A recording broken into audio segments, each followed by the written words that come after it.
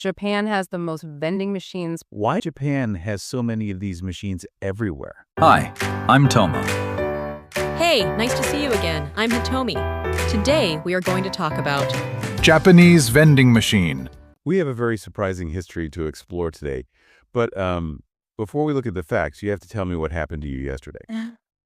Yesterday was so bad. I tried to buy a hot coffee from a machine on the street.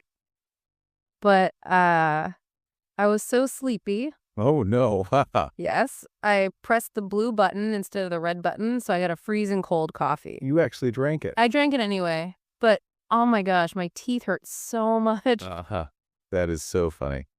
But, being able to choose a hot or a cold drink from the exact same machine is actually a miracle for many people in the world. Really, a miracle. I mean, I just thought I was being clumsy with the buttons. It is truly a miracle. Think about the technology. One side of the machine is keeping a drink very hot, and the other side is keeping a drink ice cold. Right, that is true. And they are just inches apart inside the same metal box. So today, the mission of our deep dive is to explore the hidden history of these vending machines. I'm so ready for this. We are going to look at why they are so unique in Japan and how they work and what the future holds for them. So for you listening, welcome to our cafe chat today. Yes, welcome. I love studying how simple things in our daily life have deep histories. And the facts about these machines are very surprising. Exactly. So before we look at the facts, why do you think Japan has so many of these machines everywhere? Maybe because Japanese people work so late, like they need coffee at midnight. That is a good guess. But let us look at the real situation. Do you know how big this machine culture is in Japan? Well, the sources say it is massive. Japan has the most vending machines per person in the entire world. To give you the exact number, there are over 2.6 million machines today. 2.6 million. Wow, that is a huge number for one country. It is. And what is amazing is where you find them. They are not just in big cities like Tokyo. Right, they are everywhere. Yeah, you can walk down an empty street in a tiny farming town and there is a glowing machine. You can hike to the top of a mountain and there is a machine waiting to sell you a drink. I can imagine how shocking that is for people visiting from other countries. The sources show that foreign visitors are completely shocked. They get off the airplane and they see these machines everywhere, totally unprotected. Unprotected on the street. Yes. And when they go back to their home countries, they often experience reverse culture shock. Reverse culture shock. How does that work with a drink machine? Usually culture shock is the feeling of surprise when you visit a new place, but reverse culture shock is when you return to your own home and you feel sad because your home country does not have the nice things you got used to. Ah, I see. The research shows many visitors go back to Europe or the US and they suddenly miss having a machine on every corner. They miss the convenience of buying a hot green tea on a cold night. But wait, do they not have drink machines in America or Europe? They do, but the environment is completely different. In the US or Europe, machines usually only sell cold drinks. They do not use the complex hot and cold technology. Right, no hot cans. Exactly, but the biggest difference is safety. In many other countries, if you leave a machine on an empty street at night, it will get broken. People will smash the glass to steal the money or the drinks. Oh, wow. So what do? How do they protect the machines? Because of the danger, companies usually hide the machines inside safe buildings, like hospitals or train stations. If they must put a machine outside, they put a heavy, ugly metal cage around it. This brings up a really important question for us. Why can Japan put 2.6 million machines outside with no metal cages? Are there just police cameras everywhere watching them? That is a very natural question to ask. But no, it is not about cameras or police. The true answer is a Japanese word called shinyoshakai. Shinyoshakai. Let us unpack that for everyone listening. What does that mean in simple English? It means a society of trust. It is a social agreement. In this kind of society, people respect public spaces and public property. They trust each other. Yes. They know the machine is there to help the community. So they do not break it. They do not try to steal money. Because of this trust, companies feel safe putting expensive machines anywhere. That is a powerful idea. It is like the Japanese vending machine is a friendly street robot. Wow. A friendly street robot. Yeah, it never sleeps, it is always glowing, and it is always waiting to serve you safely because it knows nobody will hurt it. I thought machines everywhere were safe. But a street robot is a perfect way to describe it. And because it is safe, it is highly convenient. Right. On a very hot summer day, you can step out of your house, walk a few meters, and buy a cheap, high-quality sports drink like Pocari Sweat. You trust the robot, and the robot trusts the society. Now here's where it gets really interesting. Because Japan is a society of trust, people know their machines will not be destroyed, so they get very creative. They do not just sell drinks. Oh, the retro machines. Yes, the research on this is fascinating. Let us talk about that place in Sagamihara, in Kanagawa Prefecture. Our sources call it a retro vending machine theme park. What exactly is it? It is essentially a museum on the street. Imagine a long line of 112 different vending machines stretching for 100 meters. 112 machines in a row. That is incredible. What are they selling? It cannot be just coffee and juice. It is definitely not just juice. Because of the trust in the society, they sell hot meals. There is a machine that serves hot udon noodles in a bowl. Another serves hot ramen. Hot noodles from a machine. Yeah. There is even a machine that sells omikuchi, which are traditional Japanese fortune slips, for just 100 yen. Buying your fortune from a machine is so fun. But the sources mention that some of these machines are very old, right? They are ancient for technology.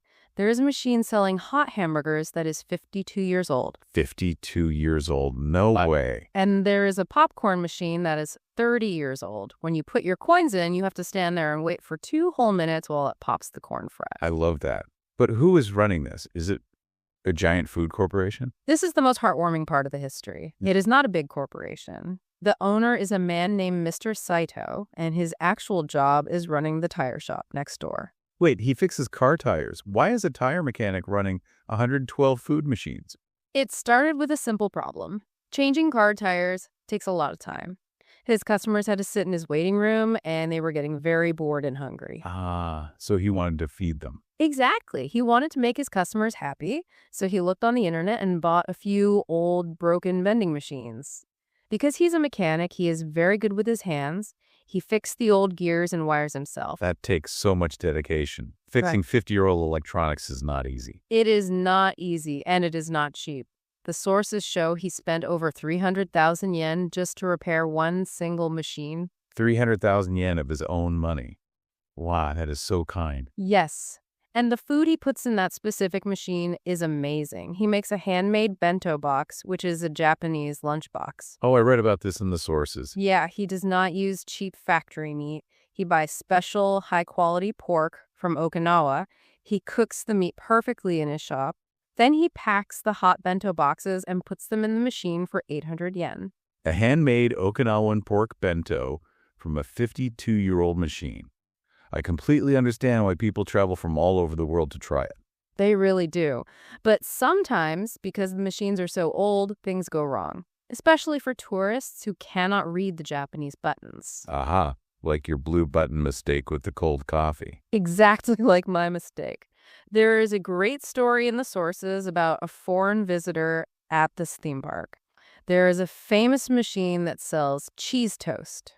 Okay, cheese toast. The machine actually toasts the bread inside at 250 degrees Celsius for exactly 40 seconds. 250 degrees. That is a real oven inside a vending machine. It is, but there is no English menu.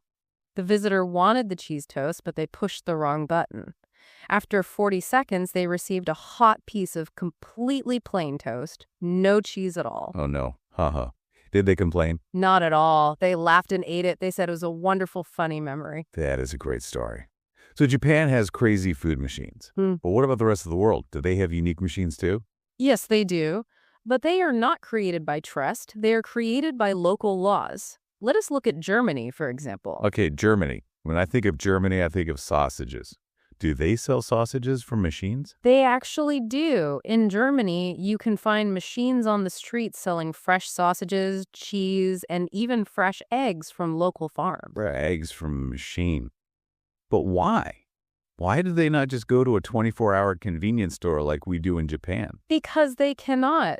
Germany has very strict labor laws about working hours. The law says that most regular shops must close their doors by 8 p.m. at night, and almost everything is closed on Sundays. Ah, I see. So if you finish work late, you have nowhere to go. Exactly. The society created a gap. People still need food at night, but humans are not allowed to work in the shops. So farmers and butchers put machines outside their closed shops to fill the gap. That makes perfect sense. The law creates the need. What about the United States? In the U.S., it is all about scale and fun. Yeah. In New York, you can find machines that sell gourmet cupcakes 24 hours a day. Cupcakes. That is so American. Yeah, a robot arm hands you a fresh cupcake in a beautiful little box. But the U.S. does something even bigger.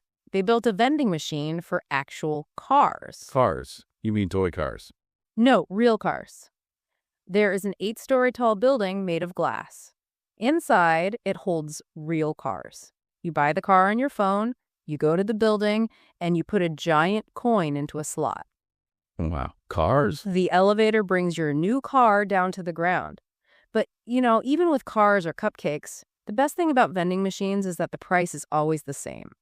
A drink is always the same price, every single day. Oh. Actually, you are wrong. Really? What do you mean? The price is not always the same. It could actually change based on the day of the week. Are you serious? Yeah. A machine that changes its own price. Where does that happen? Let me tell you about a machine in Canada. Our sources found a machine there that sells physical newspapers.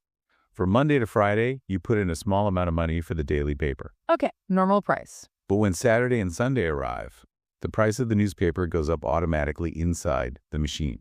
Oh my gosh, wait. Why would the machine punish you for reading on the weekend? It is not a punishment. Think about how newspapers work. On the weekend, the newspaper company prints many more pages. They add a big sports section and many more advertisements. Ah, so the weekend newspaper is much thicker. Exactly. It uses more paper and ink. It is physically heavier. So the machine is programmed to charge a higher price on the weekend to cover the extra cost of the heavy paper. Oh my gosh, that makes so much sense, but I never thought of that. Right? So we can see a clear pattern here. German machines adapt to local laws. American machines adapt to entertainment. Canadian machines adapt to the physical weight of a product. And Japanese machines adapt to a society of trust. That is a beautiful way to look at it. They are mirrors reflecting their societies. But sadly, even though Japanese street robots are a magical symbol of trust, they are facing a sad reality today. Yes. The numbers in the research are actually quite sad. The golden age of the Japanese vending machine might be ending. Tell me about the data. Are they disappearing? They are disappearing very fast. We mentioned earlier that today there are 2.68 million machines in Japan. But in the year 2000, there were 5.6 million machines. 5.6 million down to 2.68 million. That is a huge drop. Let us explain why this is happening in very simple steps. There are 4 main reasons in the sources. Yes, 4 main reasons.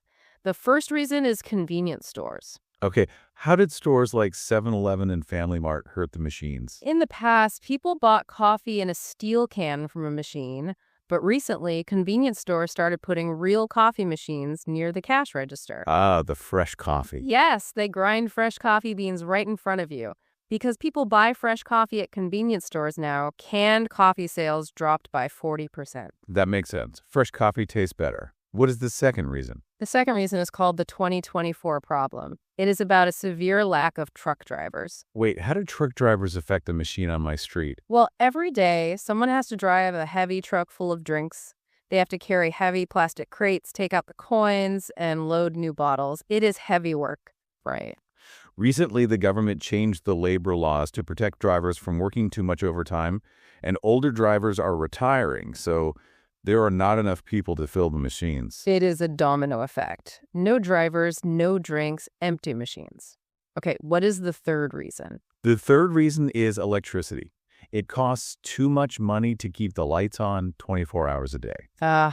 Keeping drinks hot and cold takes a lot of power. Exactly. Energy prices are rising. For many machine owners, the electric bill is now higher than the profit they make from selling drinks. So they are losing money just by keeping the lights on. That is tough. And what is the final reason? The final reason is digital money, things like paying with your phone or a smart card. Upgrading an old machine for digital money must be expensive. It is very expensive. Because of the cost, only 40% of machines take digital money today. So 60% of machines still only accept physical coins and paper money. But wait, think about it. When did you last use physical coins for a machine? It is true. I never carry coins anymore. Right. If you only have your phone and the machine only takes coins, you just walk away, right? Exactly. The sources say 60% of people will give up and walk away if they cannot use their phone to pay. It makes me so sad to think my friendly street robots are disappearing. It is a difficult truth. So let us bring all these pieces together. Japan's vending machines are a beautiful symbol of a safe, trusting society. They offer amazing creative things like hot bento boxes. But the world is changing. With fewer truck drivers and a need for digital money, the vending machine must evolve to survive. Exactly. And to wrap up our deep dive today, I want to leave you, the listener, with a fun and imaginative question. If vending machines keep disappearing, what will happen in the future? Will they all just be in museums? Maybe. Will putting a physical coin into a slot become a luxury experience? Imagine the year 2050, paying for a retro coin-dropping experience just for fun. Oh my gosh, haha, I can totally see that. Teenagers in 2050 holding a heavy coin, dropping it in, and pushing a big plastic button. Yep. They will say, wow, this is how people bought drinks in the past. And maybe they will even press the wrong button and get freezing cold coffee on purpose just for the authentic history. A freezing cold coffee just for fun. That is perfect. Thank you so much for joining our cafe chat today. Keep looking closely at the simple things on your street. Notice the history around you and always stay curious.